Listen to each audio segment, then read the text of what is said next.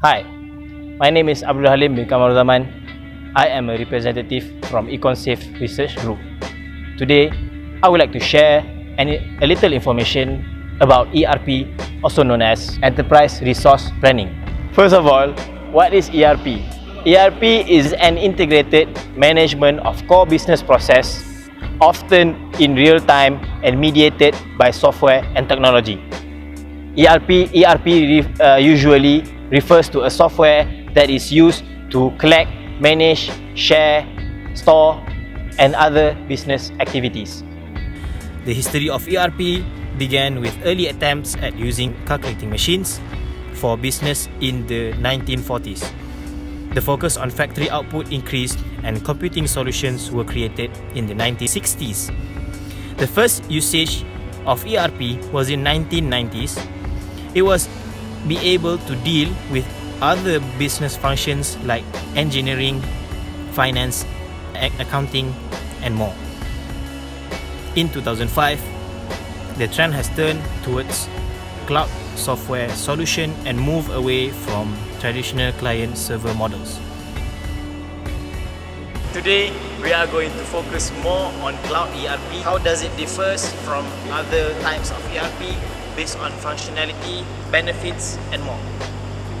To understand more, we interviewed Dr. Khairul, a professor from University Technology Petronas, who knows more about cloud ERP.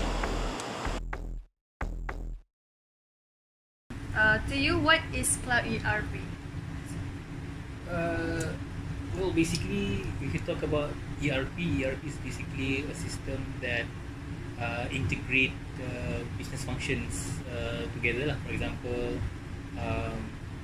sales would have their systems, and the finance, for example, will have the systems as well, and these systems are integrated with one another.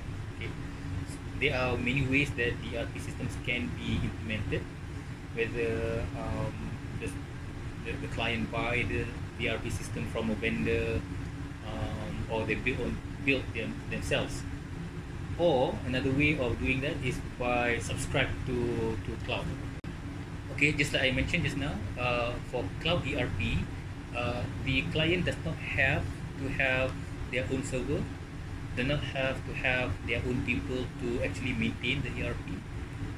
Everything is provided by the service provider, and the service provider will deliver the software through the cloud.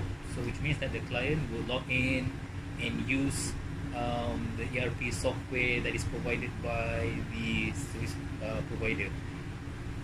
This would be good if the client does not have the manpower to maintain it, because if a client or if an organization build or buy their own ERP software, then they need to have people to maintain it.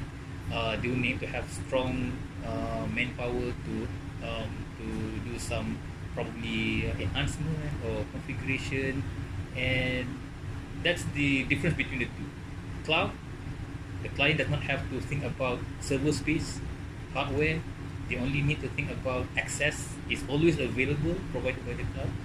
And the other type of ERP software, like that things ERP that they buy, a client buy or develop, then they have to have like really good team to develop and also maintain the ERP software.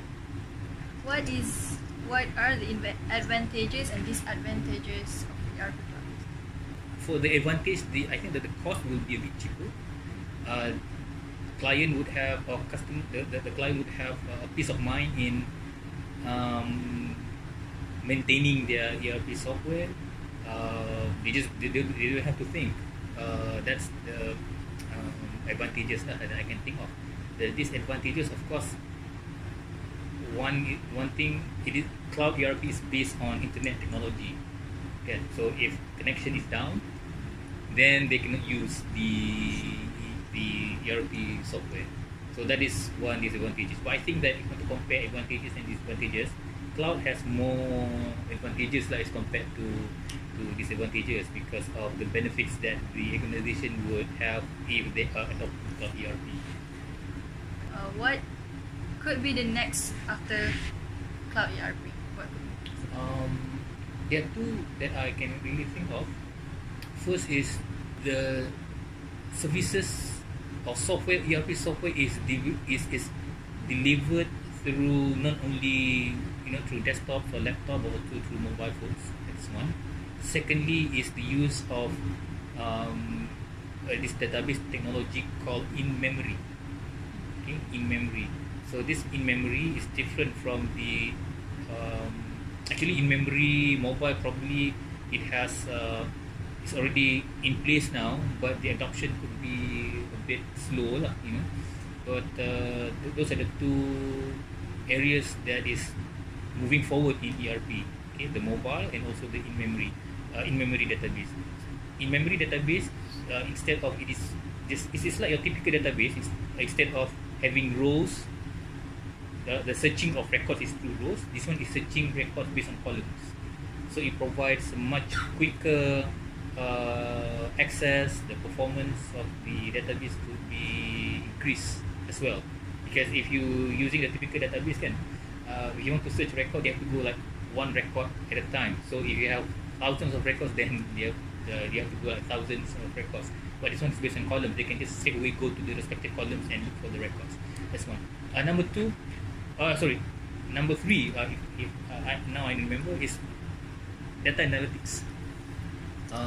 Predictive data analytics. Those, I think, is also the future. Not to say the future is already in now, but that is what the client should move into. Like for SAP, they are the SAP HANA, whereby they focusing more on two things, which is the in-memory database. Okay, maybe Google in-memory database, and also predictive analytics, the business data analytics, which gives the company more knowledge, more information based on patterns. Okay, because for example, sales happening every day, millions of sales are happening. Contohnya kan. So what can the company learn from that sales pattern? So the data analytics is the way to go right now in ERP. So that's it. That's all. Thank you, sir. You're welcome. So based on our thorough research and interview, Cloud ERP offers a faster and more efficient alternative that is easy to implement in any enterprise. Due to its cheap price, even small enterprises can invest in Cloud ERP to help manage the flow of information throughout the organization. As a result of our study, we highly recommend enterprises to adopt Cloud ERP to ensure an easier and better management of their business process without worrying about hardware, software, and maintenance.